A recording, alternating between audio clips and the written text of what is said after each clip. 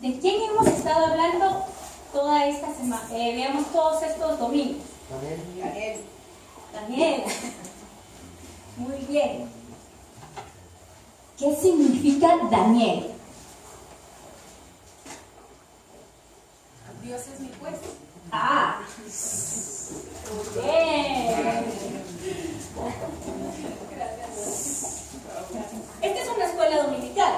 Amén. ¿Y a qué venimos a la escuela dominical? Aprender. Ah, muy bien. Quiero que pongan atención, porque les voy a estar preguntando. ¿Sí? Amén. Vamos a ver si se recuerdan. La primera lección que yo les di a Daniel, había unas características de Daniel. ¿A quién se les quedó? Por lo menos díganme 3 características que tenía Daniel. Adelante. Alguien que me diga, por lo menos. Estaba enseñado sobre todos los conocimientos del pueblo judío. ¿Qué más? 3 me tengo que decir. Tenía el don de interpretar sueños. Y era joven. Sí. Muy bien. Vamos a empezar hoy con nuestra clase. El título es... Una visión escatológica del futuro. Vamos a ver, ¿qué es visión? Estamos en una escuela y ahora no les voy a enseñar yo, sino que ustedes me van a enseñar a mí. ¿Qué es una visión? Ya no puedo buscarlo. Es algo que vemos. O algo que se nos representa. Concepto de visión. La visión es la capacidad de ver más allá en tiempo y espacio y por encima de los demás. Significa visualizar, ver con los ojos de la imaginación en términos del resultado final que se pretende alcanzar. Muy bien. ¿Y el título de la lección era? La visión es escatológica. Del futuro. Entonces, el otro tema, ¿qué es escatología? No es una ciencia que estudia una rama. ¿Saqué?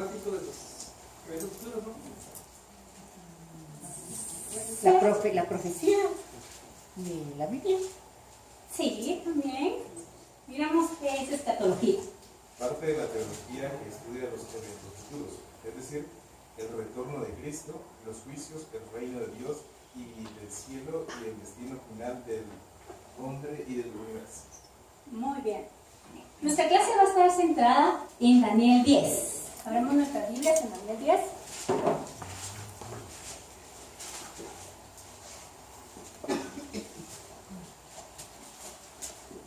Relación del contexto histórico, Daniel 10:1.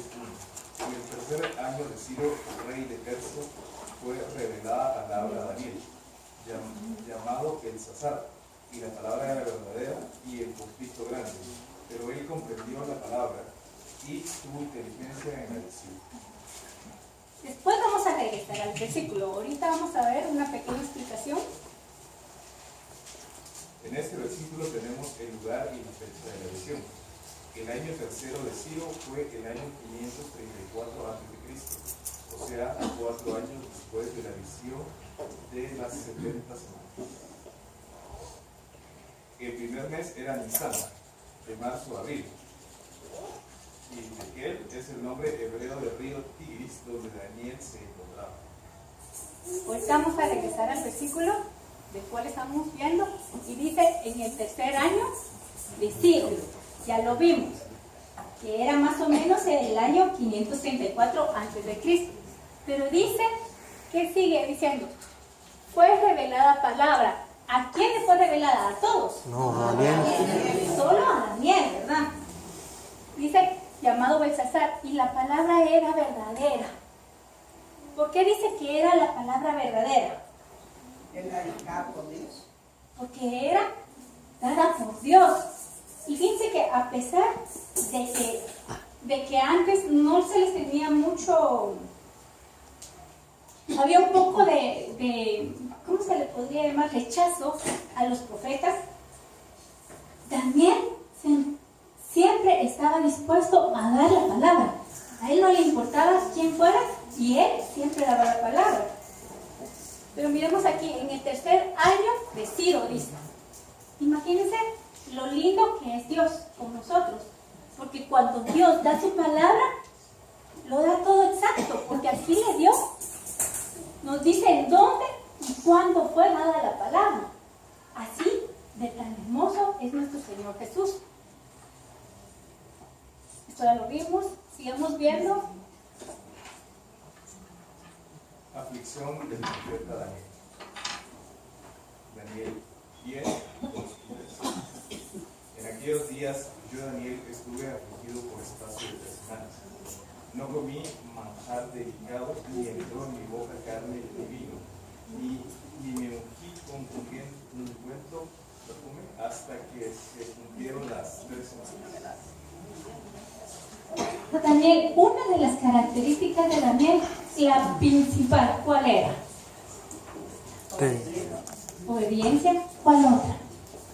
¿Qué hacía Daniel todos los días? Oraba. No era una válvula de escape que tenía Daniel, sino que era una actividad ya de él, de convicción. Él oraba todos los días. No le importaba quién fuera. Él abría sus ventanas y oraba. Y dice que en aquellos días, dice, yo Daniel estuve afligido, dice. ¿Por qué dice que estuvo afligido? ¿Por qué podemos imaginar que decía aquí que estuve afligido? Por la palabra que se le había sido revelada. Por la palabra que le había sido revelada. Fíjense que después sigue diciendo, 3 semanas no comí manjar delicado. ¿Qué significa? Ayuno. No, porque no dice que estaba en ayuno. No comí, ¿por qué? Cuando uno está afligido, no le da hambre, se le quita el hambre. A usted sí. Dice hermana que cuando yo me aflijo a hacer la pena, me da hambre y me pongo a echarse el ojo. Por lo general, todos somos lo contrario, ¿verdad? No comemos. Fíjense que, según los comentaristas bíblicos, dice que aquí, cuando le fue dada esta palabra a Daniel, Daniel tenía aproximadamente 85 años. O sea que todavía era un hombre fuerte. Y no se doblegaba ante las circunstancias. Pero dice que no se bañó, tampoco. Pero tampoco no comió, imagínense, aquel olor. Pero dice, a causa de la aflicción. O sea, todo esto que le pasó fue a causa de la aflicción. Daniel estaba acostumbrado a estar en el palacio del rey. ¿Y qué era lo que se acostumbraba cuando, imaginémonos estar en un palacio, o lo que hemos escuchado cuando estamos en algún palacio? ¿Qué es? ¿Cómo sería una actividad? Mucha fiesta, grandes manjares. Grandes manjares, comidas, reuniones. Él se apartó, dice la palabra. Recordemos que era el 3er año del reino de Ciro y en su primer año este rey había promulgado el decreto que Israel podía pasar a su tierra. Miremos qué dice Esdras. Esdras 1:1. En el primer año de Ciro, rey de Persia, para que se cumpliese la palabra de Jehová por boca de Jeremías, despertó Jehová el espíritu de Ciro, rey de Persia, el cual hizo pregonar de palabra y también por escrito por todo su reino, diciendo: así ha dicho Ciro, rey de Persia: Jehová, el Dios de los cielos, me ha dado todos los reinos de la tierra, y me ha mandado que edifique casa en Jerusalén, que está en Judá. Quien haya entre vosotros de su pueblo, sea Dios con él, y suba a Jerusalén, que está en Judá, y edifique la casa a Jehová, Dios de Israel. Él es el Dios, la cual está en Jerusalén. Y a todo el que haya quedado en cualquier lugar donde more, ayúdenle los hombres de su lugar con plata, oro, bienes y ganados, además de ofrendas voluntarias para la casa de Dios, la cual está en Jerusalén. Muy bien. Entonces dice Recordemos, 2 años enteros habían pasado y solo un ínfimo número de judíos se había regresado a la tierra de Israel bajo el mando de Zorobabel. Este retorno tuvo lugar antes de que el grupo bajo Esdras y el grupo liderado por Nehemías hubiera regresado. Este fue un tiempo muy duro para él. ¿Por qué era la aflicción? ¿Por qué era que estaba afligido Daniel? Pocos estaban regresando a Jerusalén a predicar el templo. Muy pocos, y esos pocos que regresaban los estaban tratando mal. Sigamos viendo qué dice la palabra de Dios. Daniel se quedó solo. Daniel 10:7.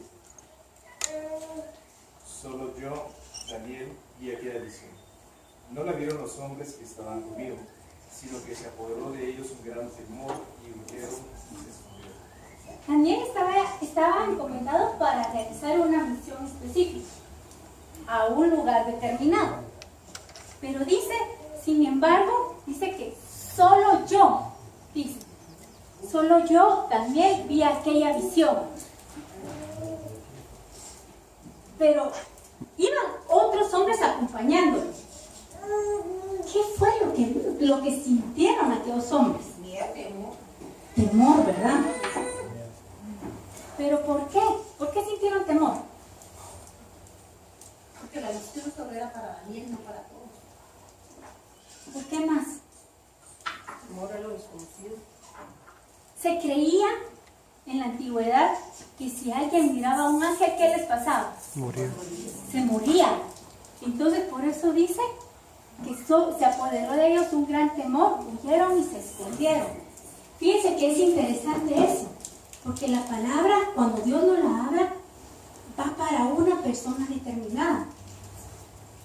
Y tal vez estamos pasando por algún momento y Dios es el que nos está hablando a nosotros, digamos en mi caso a mí, y no le está hablando al que está a la par o al que está del otro lado. Pero miremos algo muy interesante. No solo a Daniel le pasó esto. Miremos a quienes más en la Biblia, les voy a poner ejemplos bíblicos, que les pasó esto.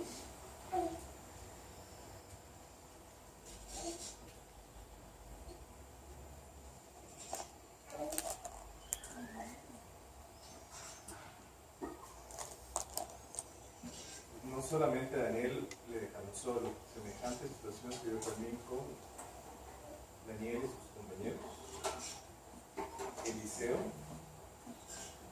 Jesse, Saulo de Tarso y sus acompañantes. Esto es lo que pasa.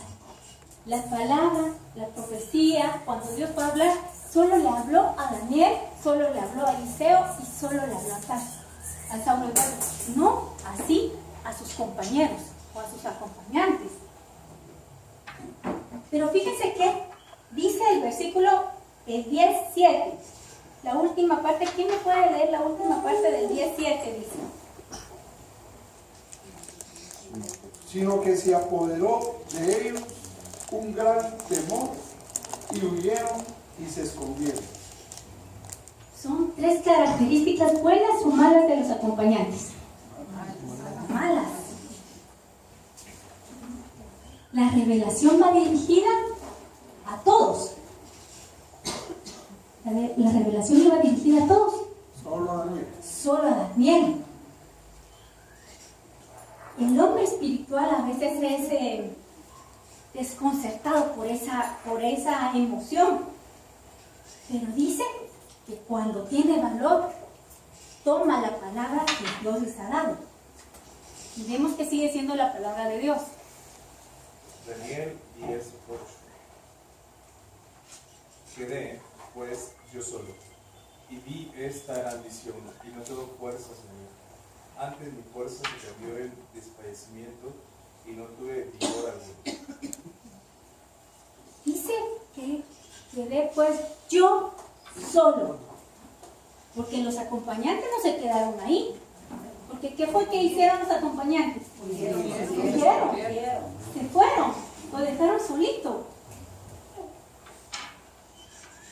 Fíjense que esta experiencia, dice, quedé yo solo y vi esta gran visión y no quedó fuerzas en mí. No solo a Daniel le pasó, sino que le pasó también a